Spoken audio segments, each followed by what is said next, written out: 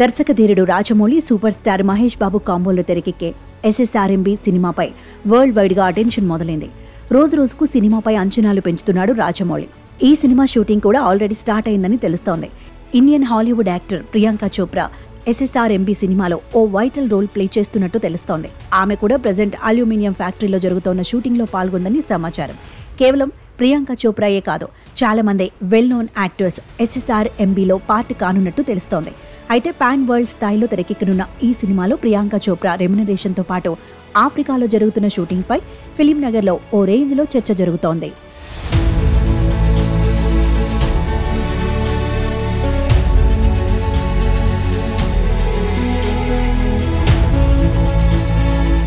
ఇకపోతే చాలా ఏళ్ల తర్వాత ప్రియాంక చోప్రా కమిట్ అయిన ఇండియన్ సినిమా SSRMB 29.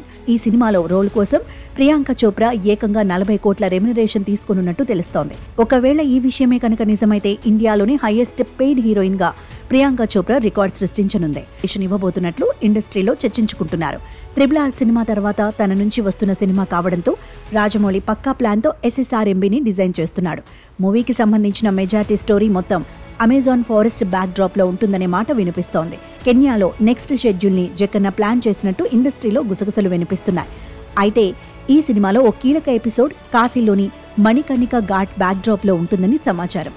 గంగా నది ఒడ్డున ఉండే ఈ ఘాట్లో షూటింగ్ సాధ్యం కాదు కాబట్టి హైదరాబాద్లోని దానికోసం భారీ సెట్ వేయబోతున్నారని తెలుస్తోంది. ప్రస్తుతం ఇదే న్యూస్ ఇండస్ట్రీలో తెగ వైరల్ అవుతోంది.